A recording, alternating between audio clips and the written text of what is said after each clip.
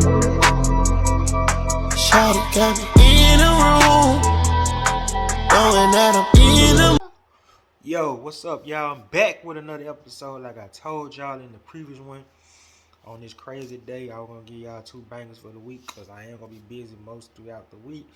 And Saturday is New Year's, so I'm probably gonna take a break from the YouTube. Probably Saturday and Sunday or whatever. I don't know. These videos kind of come on the fly when I feel like talking about something, but most likely Saturday gonna probably take a break from it. Not from the I'm gonna take a break from the YouTube page. But I'm not gonna take a break from the Instagram page. I'm always gonna go hard on Instagram. You know what I'm saying? That's my main fan base. They got the page to where it's at now. So I'm always gonna grind on it. Always. So, the last episode was kinda entertaining, fun. I kept it short and sweet. I might drop both of them today. I'm probably gonna drop both of them tonight. Actually, I already edited the first one, the gimmicks one, which was kind of cool. I might do another part too because I did think of 2-3 gimmicks I probably left off the list, but it's probably this week or next week. I don't know. But hey, I appreciate the love. Might hit that subscribe button. Subscribe. Please subscribe. Hit that notification button. Comments on the below. Follow that Twitter page at 240 Wrestling and follow that Instagram page 240 underscore wrestling. That's a long story, but when I probably hit about the 50th, 30th episode or something, I'll probably make an episode about my page. Page got hacked and stuff like that. But hey, let's get into it. The first subject I want to talk about is Lacey Evans, where I think it's time for WWE to move on from her. It's time to let her go. I think she'll be I think she'll be better off doing her own thing, go through the Drew McIntyre, Cody Rhodes treatment, and and see where it go, then repackage and come back. Cause 1 minute it's like she'll be hot, 1 minute she don't, 1 minute she is, 1 minute she ain't. Now before she left, she was over. I like the her and Charlotte Ric Flair dynamic stuff. And it was going somewhere, but shout out to her husband. Salute, brother. Do your thing, boy. He had got her pregnant, and we ain't see Lacey Evans for a minute. But I feel like it's just something missing with Lacey. You know what I'm saying? Like when she a face, it's alright. When she's a heel, it actually go good. You know what I'm saying? Because there'll be sometimes they'll be cooking, and then it'll just go left. And then she'll get lost in the shuffle. And then she'll come back hot again. And then she'll get lost in the shuffle. But this time around, I just feel like her comeback was kind of rushed. I mean, it had a good story to her, explaining her background and stuff like that. But it seemed like the fans weren't perceiving it. Now, I don't know if it's probably a disconnect between her and the fans. I'm pretty sure with the military fans, the army fans, they can relate to her story and stuff like that. But I'm talking about hardcore wrestling fans, blue collar working city like Pittsburgh or Kentucky or hell, Tennessee, where I'm at. Not Memphis, but cities that probably having incest. I don't know. But you get the story. So it's kind of like, I don't know if the fans look at her as a pretty girl, or I feel like she ain't got the mic skills. I mean, she done some promos that she done hit. And there been some promos that she done miss. And this last comeback kind of was like that, because it was kind of like, dang, you was a face. And then, excuse me. And then they bring you back to be a heel. And then you disappeared again. Now they talking about coming back, repackage you, and da-da-da-da. I feel like in the wrestling business, if you come again, repackage and redid, you might need to leave that company for a while, for a year or two, maybe 4 years, and find your itch. You know what I'm saying? Drew McIntyre did, but that was under some circumstances, where he had a alleged situation back then that probably put him in 3MB. You know what I'm saying? So, and he got released, repackaged, went back home, then went to Impact, and then he's one of the top stars in WWE today. Cody Rhodes, same thing. You know, he got frustrated with Stardust. Boom. Went to New Japan. You know, did what he had to do, and look where he at now. One of the biggest stars in the company. So sometimes leaving WWE, the brand, can work. It's all about your work ethic. Because once you got that machine off your back, you pretty much on your own. You know what I'm saying? I mean, yeah, you can go to AEW, all this stuff, but you know, it's the same thing. If you can't make it in WWE and you can't make it in AEW, look at Andrade. You know what I'm saying? Everybody talking about Andrade getting booked wrong and WWE. But it seemed like he can't make it in AEW. I feel like with WWE, he had the superstar appearance, but his English was kind of bad. And you know, sometimes it's all about the look or the presentation to make you a superstar or where you want to be in the company. Because do you want to be a lavish stock, or do you want to be on main event every week, or do you want to be a superstar? And sometimes, you know, some folks might look good, but they can't put you on good more than America if you can't speak English that well, or some ain't lacking. Cause I mean, to us hardcore wrestling fans, we don't care.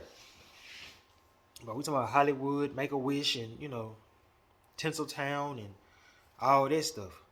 So you gotta think about that. Like, what can you do with it? You feel what I'm saying? So you gotta just roll with the punches and stuff like that. So this is the same thing I just see as Lacey Evans. She'll be a good sponsor for WWE for sure. You know, got the military background. She'll be a good Titus O'Neil role. You know what I'm saying? But I don't think she'll want to do that. I think she want to be one of the best stars in the company. But it seems like there's a disconnect between you and the fans, or a disconnect between you and the producers. But somewhere down the line, they don't believe in you. Because there is no way you're that much talented and you constantly getting repackaged. So, here and there. Good luck to you, girl. I think you come back this Friday, but we'll see how it go. Hopefully it go well.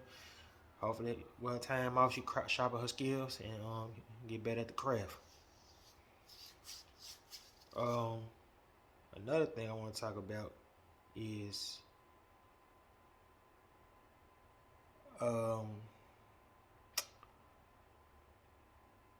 Lex Luger. Lex Luger, the Lex Express, was a semi-bust in 1993, 1994.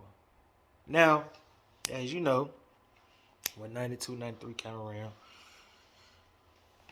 you know, Hogan was getting ready to leave. Hogan buzz was starting to die.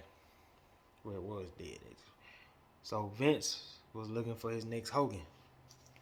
And it turned out to be WCW free agent Lex Luger. But there's two problems. One, he's not Hulk Hogan.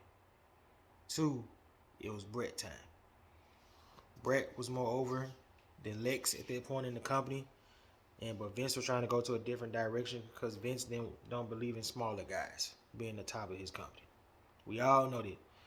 You got to be at least 6'4", 230, 250, 30-inch pythons. So Vince was trying to shove down Lex Luger down the wrestling at the fans' throat. But the problem was the fans love Bret. And Bret was on the road at that point for 6-7 years straight. So he was the backbone, the foundation of the company. And here you is trying to give us Lex Express and all this stuff. But at that time, in 93, 94, times was changing and it was heading towards a new direction. You know, especially heading towards the mid-90s. And so fans was getting tired of the gimmicky, you know, say your prayers, United States, America, you know. Fans was getting tired of it. And they wanted something different, you know. Even though Bret was kind of straight edge. If you really look at it, you know, he had the pink and black tights. You know, he had the jacket, the swagger, the glasses, you know, take it up to the fans and stuff like that. So the fans just wanted something different. And you trying to shove us down somebody's throat who really wasn't that good of a professional wrestler. I love Lex Luger, but Lex Luger was not a good professional wrestler. He could put on a match, but he wasn't no, man, I gotta see Lex Luger again. And I'm pretty sure that the ticket draws were showing it. You know what I'm saying? And the direction they went in mid-93 was terrible, all because of one person, which is Hulk Hogan. And what I'm saying is, if you remember, Hulk, Yokozuna won the belt. Everybody was happy for him, yada yada yada. And then he put the belt on himself, and so they tried to make Bret versus Hogan. Hogan didn't want to do it because he didn't want to lose to a smaller guy. Then he dropped the belt to Yoko, which made no sense. You could have just did Yoko and Lex for 3 months straight at that point from the beginning. But they changed the little directions or whatever. Then Yoko, they tried to make it with the guy by challenging Yoko. I guess it worked in a sense because he body slammed him, or whatever. But the match itself was kind of like lukewarm at best, because the count out finish, and there was only so much Lex Luger could do with a size guy like Yokozuna. You know what I'm saying? There's only so much you can do. I mean, you can have a good match if you like Bret's size, because Bret fighting from the ground up. And what I mean is he attacking his legs from the ground up. But if you Lex Luger, muscular dude, it's like it's only so much you can do with those type of matches. That's like putting Yokozuna in there with Braun Strowman. That match will last probably 3-4 minutes with a big slam, and that's it. And then that's the best they can do. And then after a while, Lex still stayed with the company, but he, around '94, with the Royal Rumble tie, Vince still trying to put Lex in the picture. He did a tie, and then WrestleMania came. Lex Luger got the first match with Yoko, and then of course Bret got the match with Yoko, and the crowd went crazy. And I think from what Bret said, Luger told him like, "Hey man, you the guy." We all knew that, and I'm pretty sure they probably hurt his pride a little bit. And then I think Luger stayed with them for about another year and a half, and then he was shortly a free agent back to WCW. Then the rest is history. That's a prime example of you can have a good idea but bad execution. They were just pure bad because the company was heading toward the new direction, and Bret was already their guy. And plus, he was an original WWE guy. You trying to bring a WCW guy to be our guy, and they didn't want that.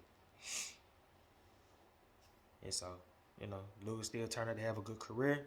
Became a world champion in '97 against Hogan. And then, he, went hell in '99, 2000. That round was semi-cool or whatever. And he just out to the sunset. I hate that he paralyzed and stuff like that. But, I'm just glad the brother living, get a second chance in life. And, correct his mistakes and keep his head on strong. Keep doing your thing, boy.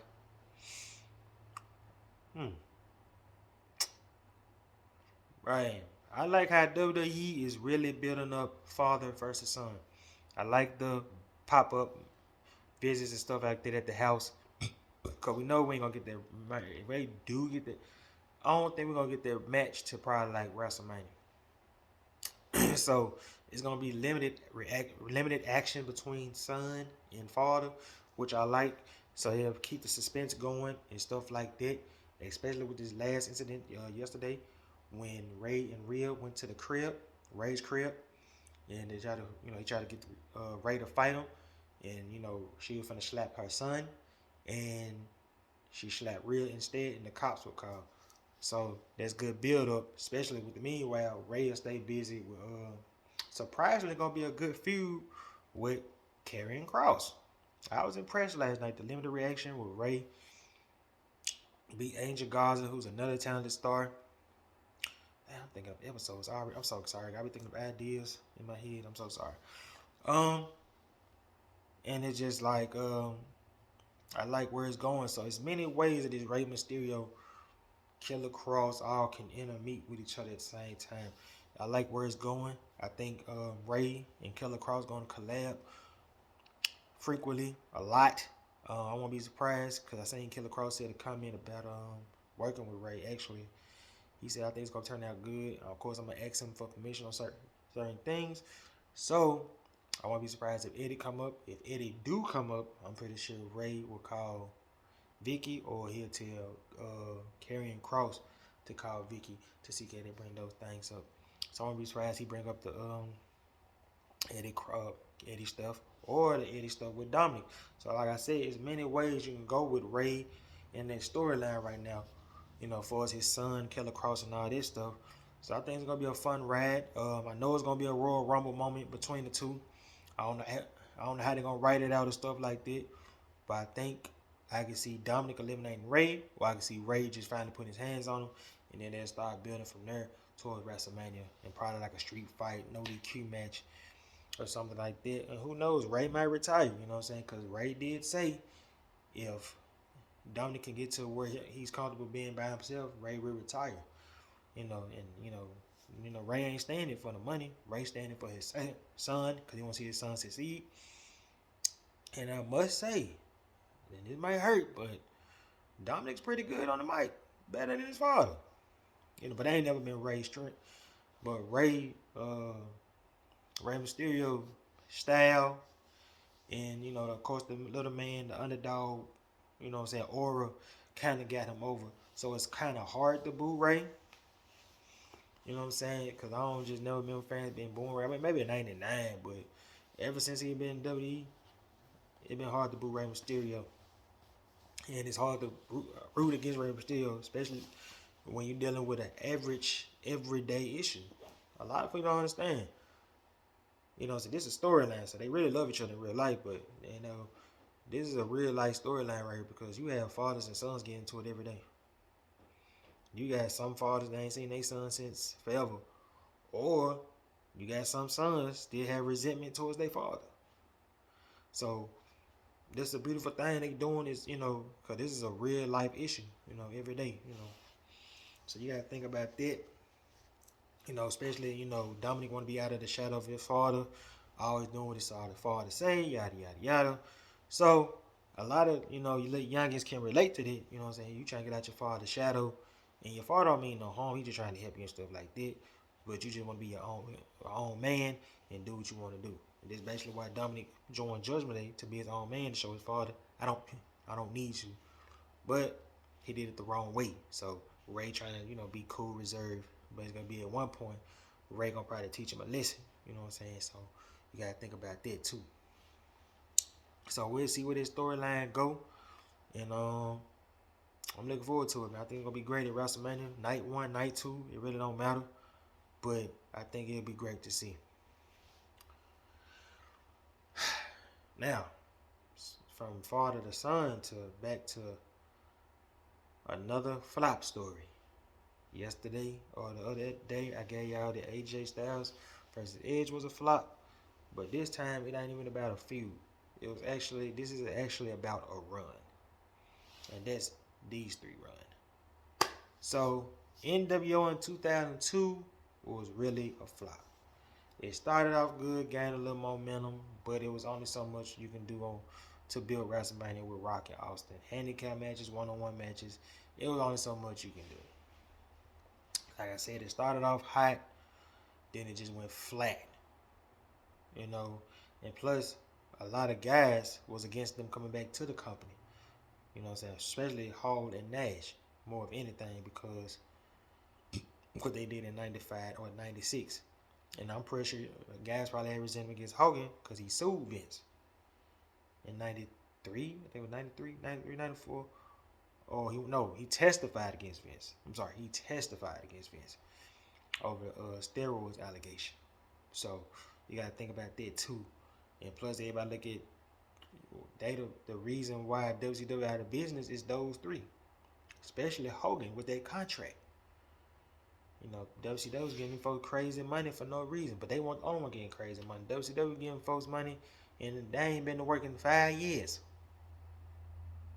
So, I'm pretty sure, especially when 01 came, I'm pretty sure folks was ready to, calling folks to do the invasion, but them guys didn't want to do it. Sting didn't want to do it. Big Papa Pump didn't want to do it. Goldberg didn't want to do it. All them guys that was on the contract, like, why would I do that if I'm still on the contract? When I could just sit at home and wait till my contract expires. You see what I'm saying? So, started off good, like I said. They met The Rock backstage. Rock did the promos, stick it up a candy butt. Stone Cold cost them the belt. Then they built towards Rock versus Hogan. They built towards that, and that too. So that started off strong. The Hall versus Stone Cold was kind of a weird one. Now, if he was like Scott Hall from '98, I would have watched it. But at that point in '02, he was kind of washed up. You know what I'm saying? Just being real, he kind of washed up. He was kind of trash, and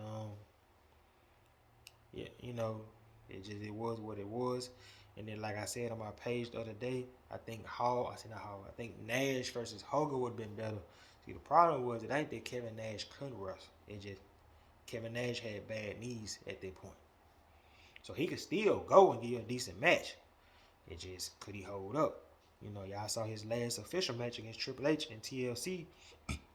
Um, it was a pretty good match, and it went from there. And then he left.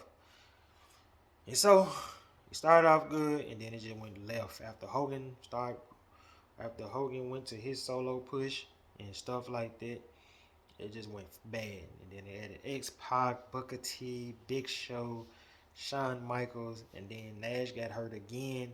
And then Hall has left at that point. They released Hall. Then I think shortly after that, they let X-Pac go. At that point, it was just a major flop. It was an epic fail. It was a good idea, but bad execution, especially at the wrong time. A year later, where Vince didn't really have no competition. You know what I'm saying? Like I said, UFC was UFC. It was on the only competition Vince had was Monday Night Football and TV shows. So, they probably want no inspiration to push it harder or whatever, or do different stuff. So it was just an epic fail. And, Hogan comeback wasn't an epic fail, because Hogan always going to get booked right. That's one thing about Vince. He gonna make sure Hogan is booked correctly and perfect. He gonna make sure of that. So you gotta think about it. And then Kevin Nash did went to wrestle for years after that. I think Scott Hall did wrestle, did independent shows, but y'all showed it 30 for 30, man. It was looking drunk, sad. It was just sad to see, couldn't even hold the man up and stuff like that. So that's where that went. Another subject I want to talk about. Ooh, excuse me. I think I don't know what's going on with Miro, aka Rusev. It seems like it's a lot of back and forth between him and Tony Khan. Maybe he feel like he ain't getting the push that he deserved into the world title picture. But the latest saga was he was supposed to come back, but he refused to lose. I guess he feel like AEW don't understand what they want to do creatively or whatever. But I just seem like it's a stand-up between Khan and Miro. I don't even think it's on some money stuff. I just think it's on some creative stuff. And I just think at this point, him not rushing back, I think he focused on other things. So I think Tony Khan just need to let his contract roll out and then just let him go, because it seemed like they ain't getting along and some ain't connected and stuff like that. And you got to think about stuff like that too. So, because you remember he had that hot run with Sting and them, and then it just went away. And I thought we were gonna get him versus Malachi Black, but we never got the single one-on-one matches. And like he did the 6-man, and then he went away. And it just like, I don't know. I just think I'm trying to see what he want to do creatively, because he feel like that what happened with WWE. I feel like with WWE on a personal issue, I'm pretty sure he was probably mad at them that he didn't win that. He won that match at Fastlane with John Cena, but he should have won that WrestleMania match. They would have took the gimmick more over, because his gimmick was so over. Rusev and all this stuff. And then Rusev Day was good, but they decided to break that up. It seems like they break stuff up when it's hot, when it's not getting cold. Cause there's only so much. It was so much they could have done with it. So I just think Miro was probably fed up with the wrestling business, and he probably just want to take a mental break and move on. Like, look at his wife. She doing OnlyFans and showing you know what I'm saying, to the world. And I think he doing Twitch. So he probably just want to move on and take a mental break and do his own thing. I think that what he should do personally, because it seems like you ain't getting along. You couldn't get along with Vince, and now you can't get along with a younger generation of Vince McMahon. So I'm pretty sure he probably feel fed up that he talking to the same person that Tony Khan be trying to talk about and stuff like that. So we'll see how they go. Ooh, snap. Sorry, y'all. My last subject Who is the best of all times? Is it Hulk Hogan, Shawn Michaels, Stone Cold, Bret Hart, John Cena, and Roman Reigns?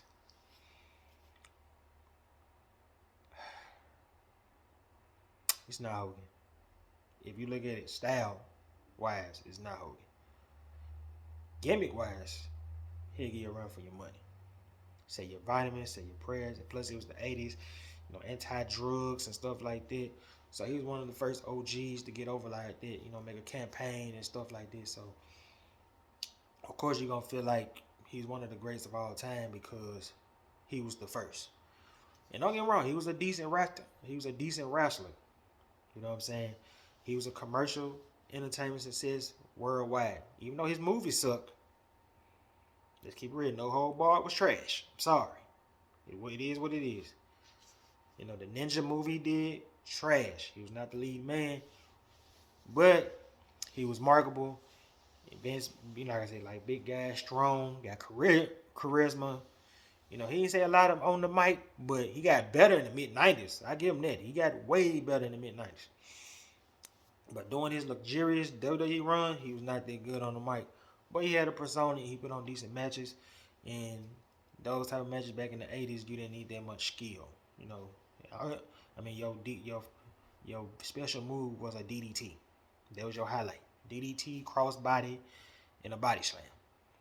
So, okay, cool. That's him. Second, Shawn Michaels. Wrestling-wise, for sure. He is one of the greatest. Arguably, they say the best of all time. I say greatest. Trip. I'm trying to say that, but whatever. He's the best of all time, because every time Shawn Michaels, no matter if he was high or not, he gonna definitely put on the show for the fans. He's gonna entertain, and you gonna leave amazed every time he get in the ring. He never disappointed. It could be the bigger guy, small guy. He was probably an a-hole, but when you're that great or that good or whatever you want to call it, the best, you're gonna be an a-hole to folks. You know what I'm saying? And he showed that. I feel like in 1996 when him and Bret Hart had that 60-minute Iron Man match, and they showed that they can both go. And I feel like there was a change in the pivotal moment for the business from moving on to big guys being the top guy to smaller guys can put in more work, and they showed them because I think both of them had a point to prove, and I think both of them proved a point and the scope. That was the key part for me. Some of the Iron Man matches be 5-4, 3-2, 9-7, but I honestly say that was a perfect way to beat the end at 2-1. 2-1. 2-1. That was perfect. That was perfect. Both of them had got one fall apiece. Bret almost won with the sharpshooter, but the bell rung. It was a draw. Bret tried to walk out, but Gorilla Monsoon made him do overtime, and then Shawn Michaels won his first WWF championship. So Shawn had a lot of memorable matches with Diesel, Vader. His Psycho Sid match is very overlooked. He made Sid look very good, even though he was a-hole, whatever. I'm trying to stop cursing, yeah. He made a lot of guys look good back in the day. In the meanwhile, for sure. Next guy, Stone Cold Steve Austin. What can I say about Steve Austin, man? Steve Austin was a complete package, from the start. It just took him to go to WWF to see it. Because a lot of folks don't know, when he was starting Steve in WCW, he was a very sharp technical wrestler. Very good on the mic. Austin been always good on the mic and witty. Very witty. That's so underrated and slept on, it don't make sense. It took him to, and it showed you that he's a tough person because Eric Bischoff told him, I don't believe in the guy wearing black boots and black tights, so I'm going to let you go. And then he went to ECW, sharpened his tools up, mocking Hulk Hogan in his promos and stuff like that. And I'm gonna say that he did what he had to do, and it took, he guaranteed DiBiase. It was starting to look cold, but then he won the signature King of the Ring tournament, which was supposed to be Triple H spot, but Triple H got I think he got suspended or something, or no, Vince scratched that and gave it to Austin. I feel like it worked out perfect because I don't think Triple H career would have took off if he won King of the Ring the year prior to that. So it took off when he won the year after that. So that was kind of perfect, low key, because you was looking for a new star, and I don't think him being the Hunter Hearst Helmsley at that time wouldn't have worked. Now the Hunter Hearst Helmsley, they were heading towards the DA era, being himself a little bit and all that. Oh yeah, they worked perfectly. And now Hunter Hearst is one of the best superstars of all time. So, but with that being said, for Steve Austin, memorable matches, Rocky, Undertaker, a lot of feuds. But then now that I think about it, about the Attitude Era, but this random. It was a lot of title changes in the Attitude Era. Like, dudes wasn't even holding that belt for 2 weeks. Dudes probably had the belt for a month. You look, he wanted this day, this day, this day. I just think dudes didn't like being on the road like that, to be honest with you, because they were playing hot potato with that belt back then. Maybe Triple H did. He probably had a long rate out of all of them, but a lot of dudes was playing hot potato with that belt. All right, next guy. Bret Hart. Is he one of the best of all time? Of course. Pink Tyson, great tag team wrestler. Great technical sound wrestler, and brought a lot to the table. He did a lot in the tag team division, but I just think at one point, he wanted to talk to his stepbrother. Hey, bro, I want to show them what I could really do. So I just want to separate with you, and I want to show them because it was my time. He felt like it was his time to do what he had to do. And then as soon as he separated in 1991, he won the Intercontinental title. And then he had a memorable match with Mr. Perfect. Intercontinental title matches. The King of the Ring match was a classic. He had a great match with Razor Ramon in 1990. Is it 93? Yeah, 93 Royal Rumble. There was a nice little build over him and Scott Hall. Very underrated match that people don't talk about. It was really a good match. It's funny that he always had good matches with Scott Hall and Kevin Nash. Because Bret gonna make you look good as long as you make him look good. You know what I'm saying? You might get tired of the same repetitive moves, but it's gonna look good. And Bret want that good on the mic. But I feel like in '97, he was at his peak, and I feel like his heel turn was way better than Hulk Hogan. Cause Hulk Hogan went against the company. Bret Hart went against the country. So Bret had major heat with the United States. So that's why I say, if you ask me who the better rap between them, I say Bret. Because, Bret, man, that heel turn was something special. And Bret was actually a natural heel. That was the crazy part. Got him and his brothers back together. They had a good little 5-month run before the ultimate screw job, of course. And, Vince felt, and, he left for WCW because he felt like Vince didn't want to give him the respect that he deserved, which was BS. Because, if I'm on the road with you for 12 years, bro, come on, bro. You got to talk to Sean, bro. I just want to see the man respect me, bro. So, shout out to Bret. And, of course, John Cena. A lot of people say that John Cena is the best of all time because he was, you seen it from the start. Ruthless aggression, slap Kurt Angle, having matches with Jericho. Then in 03, late 02, 03, switched his look up to the hip hop swag, bringing that rap in, and it was starting to pick up steam. So it was like one of Vince's first natural born children outside of the Undertaker. Of course, the Undertaker, the greatest gimmick of all time, whatever. And great gimmick of all time, whatever. And Cena accomplished a lot of things from Royal Rumbles, main event WrestleManias. He did a lot, and he had a lot of memorable matches with Triple H. Even though they kind of played at it sometimes. Randy Orton, Big Show, Edge, Rob Van Dam, and then he do a lot of stuff in Make-A-Wish. His stuff with The Rock was great, even personal. You know what I'm saying? Especially at that time with him and Rock, we didn't know who was gonna win. So John Cena's done a lot in this business and gave back to the business. But then I gotta give him respect because he ain't never turned heel again. he stayed true to himself, so all I can do is respect it. And last but not least, the tribal chief. I can't say that he the best of all time after one good run. This is a great run, but if you watch that Evil special, man, and I watched his interview, I gotta admit it did take him 10 years to reach to this point. But it's not all his fault. When you don't got the juice like that, is either what Vince say or nothing. But when you got a full-time game plan and then you got Paul Heyman on your side, you get what you get right here. You get what you got. The tribal chief. And I'm pretty sure he wanted to been do this a long time ago. It just he had to play nice. But now he having the best run of all time ever. You know what I'm saying? So it's almost better than CM Punk run. Hate to say it like that. Punk run was good, but I think this is even better. You got Bloodline, you got family, you got Paul Heyman, you got everybody look up to you as the leader of all men.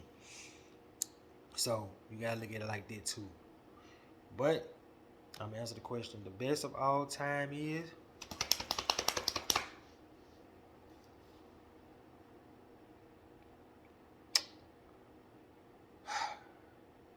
can't believe I'm saying this, but Cena. And that's it for this episode. I'm out. You heard me? Yeet! Oh yeah, before I go, man, please hit them thumbs up and hit that subscribe button. Man, help your boy out, man. I'm out. Yeet!